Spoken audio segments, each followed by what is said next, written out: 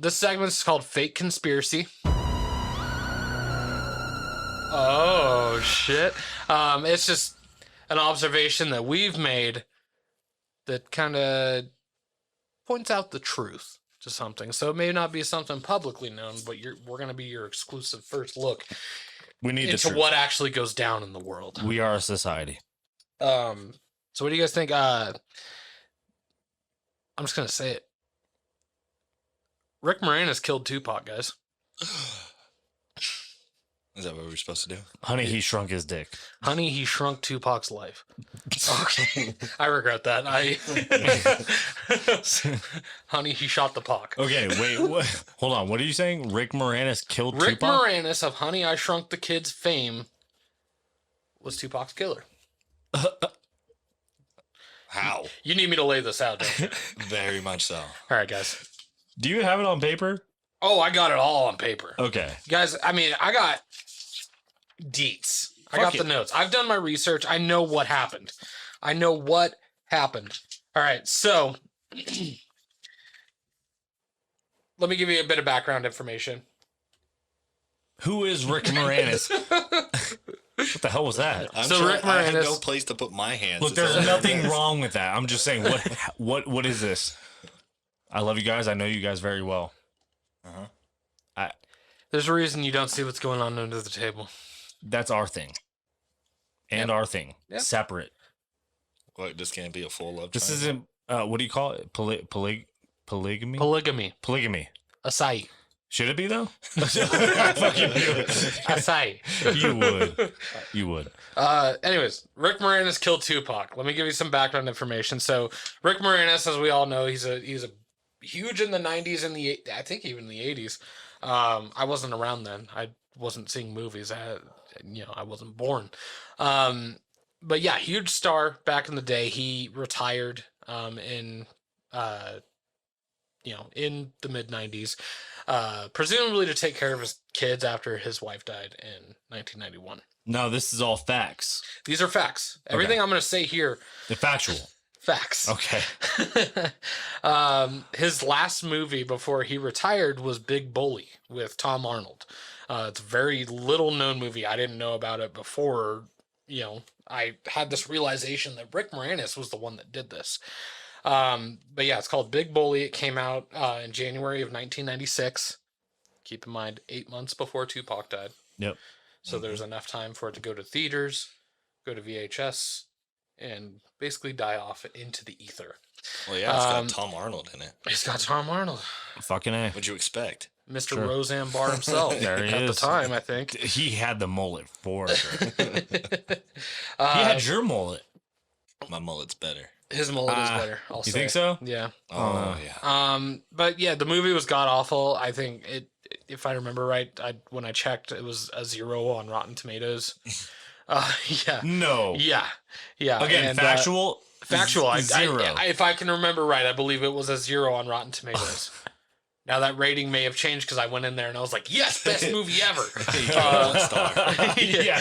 Only comment was from me and Tom Arnold. But yeah, it was a $14 million budget and it bombed. It made only $2 million Surprised when it it was made that released. much.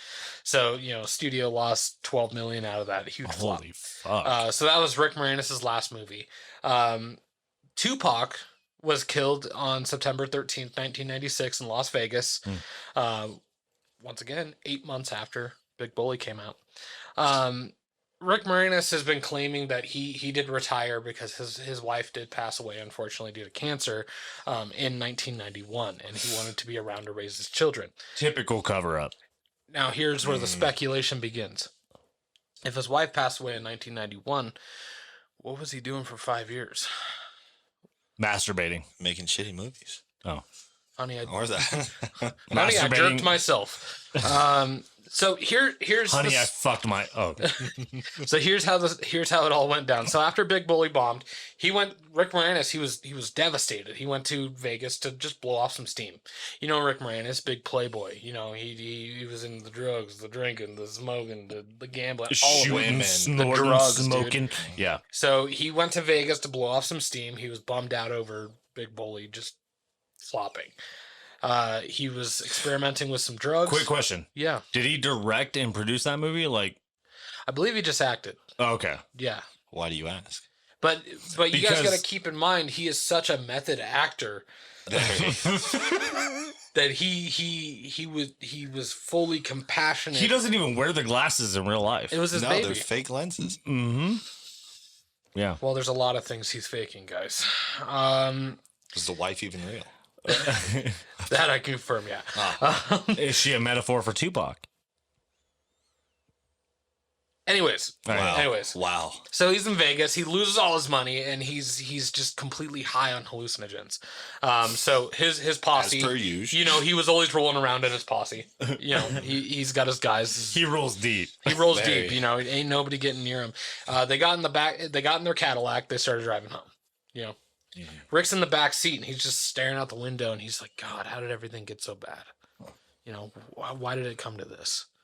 You know, he's just having some deep thoughts for a dude that's tripping off the electric Kool-Aid. You know, She's like, Lil Giants was a smash. electric dude. Kool-Aid. Where am I the at now? electric Kool-Aid. You know, he's just rolling on some disco biscuits, going down East Flamingo, and just thinking, where did it all go wrong? So they did pull up to a stoplight at East Flamingo, and Coville Lane, as we all know, is the infamous intersection where Tupac was murdered. To his left, he noticed a BMW with a pretty recognizable face pull up in the passenger seat. We know that was Tupac And Suge. and Suge. Rick, being the high motherfucker that he was, Being the little giant that he is. he looked over and he saw Hey. Tom Arnold himself. Because we all know Tom Arnold holds a very strong resemblance to Tupac. And he was high. Have you seen him in the He's a same room? fucking kite. What? Can you blame him? That's the next conspiracy. Is Tom Arnold Tupac? So yeah, Have they I been mean, in the same room? Some Mission Impossible he shit. looked over and he saw his co-star, who, in a little background info, Tom Arnold played his bully, who was nicknamed Fang in the movie, and he was nicknamed Fang because he had like one of his canine teeth was pretty long and sharp, Wow. so it looked like he had a fang. But yeah, he's upset about the movie. He sees the guy that portrayed his bully. He's a method actor.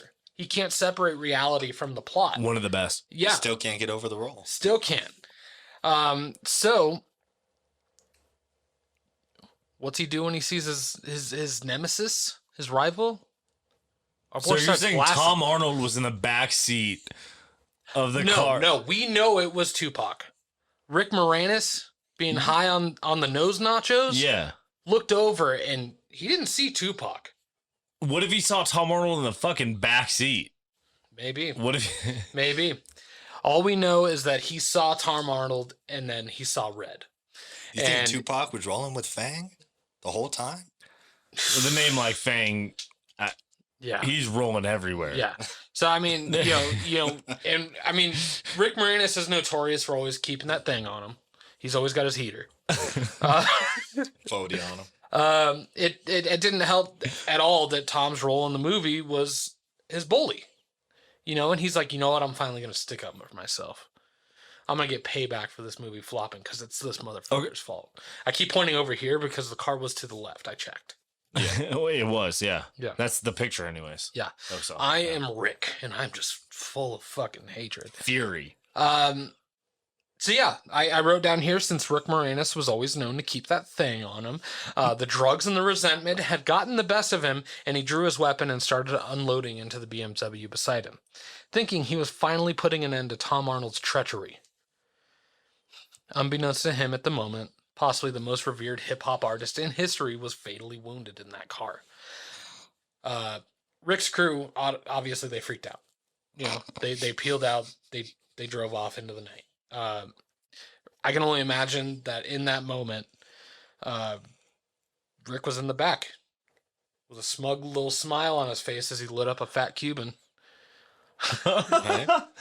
Suge style.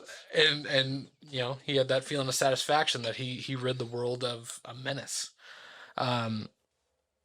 So the next morning, Rick woke up in a motel in the Nevada desert.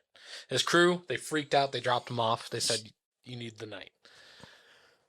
Rick's waking up thinking, wow, I can't believe I killed Tom Arnold. What a feat. What a, he turns on the news and what does he see? Wait, so this is year what? 96? 96, September of 96. Wasn't he still on? How long did Roseanne go on for? Roseanne. Yeah. Rick Moranis on Roseanne? No, Tom Arnold. Tom Arnold's not a part of this. Tom Arnold killed nobody. He was never there. Rick Moranis thought he saw Tom Arnold. I thought he was in the back seat. No, Nah. nah, dude, you gotta listen. You said he was in the backseat. Acai. um, so yeah, no, Rick Moranis, he turns on the news and he sees that hip hop artist Tupac is in the hospital in critical condition. That's when the memories start flooding in. That's when Rick starts, oh my God. Oh my God. He starts pacing back and forth throughout the motel room. I thought it was Fang. I thought it was Fang. And it freaked him out. I mean, Rick is a G. Rick Moranis is they call him Rick Moranis, because that's what he gets. No, but he's a baller, but he's also a human being. He's got a conscience. He's got a conscience. So he's a thug, but he's a thug with a heart, He realized that even if he had killed Tom Arnold, he was never going to feel pride in himself again. He just took a true artist out of this world away from everybody. Or at least in that moment, they're in critical condition. Mm-hmm. Tupac didn't die for another 6 days. But, I mean, he said he's never going to let the drugs get to him again. He's never going to let the drugs own him. Rehab? Is there any... Probably, eventually. I was only around for the murder. I don't know what happened after. I'm just trying to get the series of events here. So, in addition to quitting the drugs on the spot, Rick said, I'm never doing them again. I'm done. He also realized he probably needed to lay low. I mean... He just murdered a man. He can't be out. He can't be trying to do more movies. Wish I could just shrink myself right now. It was a perfect... Now you know the reboot plot. But it was a perfect point for him to just kind of fade into the background. His movie just flopped. He had kids at home that he needed to raise. He shouldn't be out in Vegas just partying. Absolutely irresponsible. I mean, I think he's like the pit bull of the 90s. I couldn't. Hold on, elaborate. But it was easy for Rick to turn down any offers that came his way. Because his movie was such a flop, so there weren't many offers coming in. So his last movie, it was Big Bully. Big Bully was his last movie. Okay. I've never heard of it. Never. I actually watched it to research this, yeah. I would have accidentally killed Tupac, too. He was clearly on the sauce. Big time. I mean, and that's the thing is, the movie's about him being bullied. As a grown man? So let me give you a little synopsis of the movie. So it's Rick Moranis as a kid is bullied by Tom Arnold as a kid. By Fang. Okay. Rick Moranis moves away as a kid. Comes back to town to be a teacher when he's an adult. And as a grown man, he comes back as a baby. See, I told you the plot's terrible. I mean, I believe it. I just want to make sure I got it. He comes back to teach at his old middle school when he's an adult, and Tom Arnold's character is the woodshop teacher. Before he moved away, Tom Arnold's character stole like a moon rock from a school assembly, and Rick Moranis' character snitched on him. So Tom Arnold got taken away to reform school, basically like kid prison, and his parents dipped him. Like he had to go to an orphanage. He ruined Tom Arnold's life, as revenge for bullying him. So yeah, basically Tom Arnold's bullying him again as an adult. It's just crazy antics. Okay, I gotta watch this thing. It's on Amazon. This is great. I'm not gonna watch it. It wasn't like the jokes were pretty funny. Oh. Like one of his friends from his childhood is a pyro, and when he grows up and goes back to his hometown, the same dude's a firefighter, and he pulls up in a fire truck holding a cigarette. And he's like, "David, how you doing?" And it's fucking hilarious. But yeah, I mean, in typical '90s movie, there's one black person in the entire movie. That sounds typical. Yeah. In a Rick Moranis film, I don't think there was any black people in any Little Giants. Honey, I Shrunk My Dick. Little Giants, I think there were. I don't know. I don't remember. Yeah. Yeah, besides the the quarterback, point. the kid quarterback on the other team was. Oh. It's like a game of Where's Waldo in the '90s because there was no diversity in movies. Absolutely not. It was not in the Rick Moranis movie. Just real white shit. Right. Well, I mean, after realizing that Rick Moranis killed Tupac, I don't want to see him again. I'm glad he's just... No, but I mean, he didn't need to forget Hollywood because Hollywood forgot about him. Yeah, after Big Bully. Glad he faded into black. I've got here, I mean, he cleaned up his act, raised his children, he moved on with his life. However, he carries the guilt and the pain of knowing that Rick Moranis, ended Tupac's life. And he's probably just sitting in his bedroom listening to Who Shot Ya.